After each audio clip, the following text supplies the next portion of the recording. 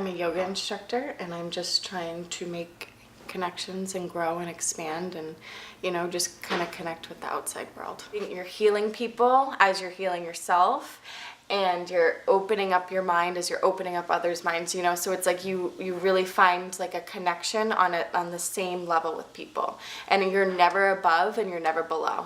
I'm passionate about positive change in individuals. I work in a trauma research lab at San Francisco State, and we study women between the ages of 18 to 35, and we're trying to correlate childhood maltreatment and then the later development of aggression in these women. I'm a third-year PhD student in clinical psychology.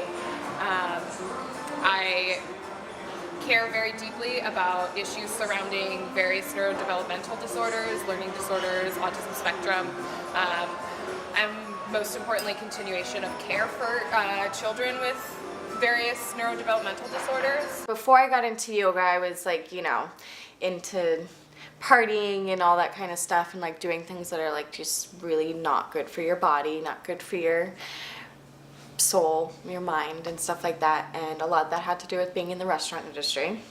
Because when you're in the restaurant industry and like, you know, you're bartending or you're waitressing or you're hostessing or whatever, you're constantly around alcohol, and alcohol brings drugs. So I think that's how it like conflicts. It's because it's like completely two different worlds. Like, you know, yoga is like for yourself, whereas like, you know, being in the restaurant industry is like fast, like drinking, you know, giving people drinks, and it's just like, I don't know, it's so weird. It's so weird. Bartending and working in a research lab or working in the mental health field. The reason why I do both of them is because I like working with people. And even though they are different sides of the spectrum, like one is I want to create a foundation for positive change, and then the other one, like I just enjoy talking, just getting to know people. There is a lot of like duality in that, because obviously like people, when they come into a bar, you know, they're coming in, to like get a drink or to unwind or whatever, but some people, like, they come in and they want to talk to you and get to know you, and other people, like, they just want to like sit and just decompress from the day, which is fine.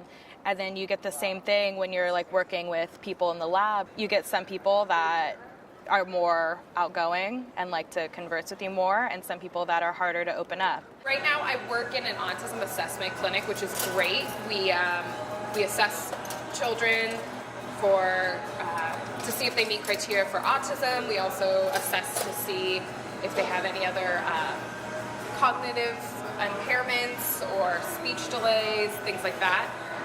And then we connect them with the right kind of services. Sometimes I feel like I'm dealing with children.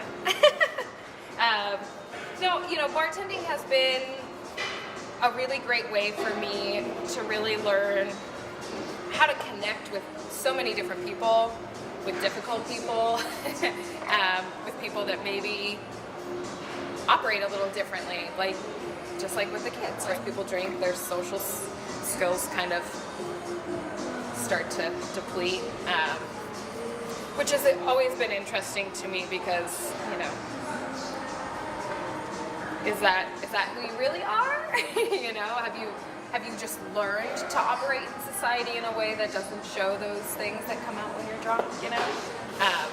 And if so, it's not necessarily a bad thing, but that's where, like, kids with social deficits will never develop that, right?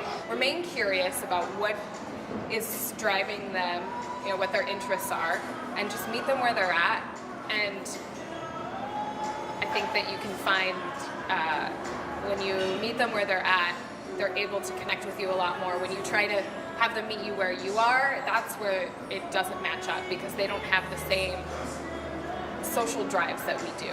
I think that the energy that I give out to people, they constantly do, like, open up and stuff like that to me. If I'm working at a restaurant and somebody's, you know, drunk or whatever, and they're just spilling their life to me, I just sit there and I listen, you know, just as I would, like, after I'm done teaching a class, people will just like want to come up and just like talk and vent. I just, you know, I listen. I don't try to like give advice. I just listen to them and just what they have to say, and because we're all mostly going through the same things, you know.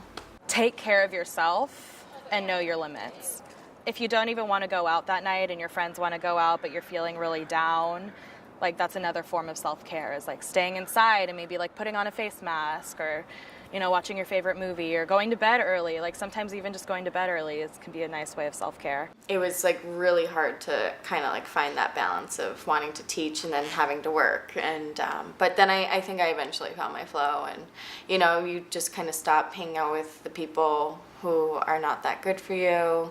You just gotta have like a mindset of, I need to make money doing this, and keep it at that, and then do what you really love on the side. And then hopefully that will grow. It's just so nice. It's like just full of love, and like, love cures all, man.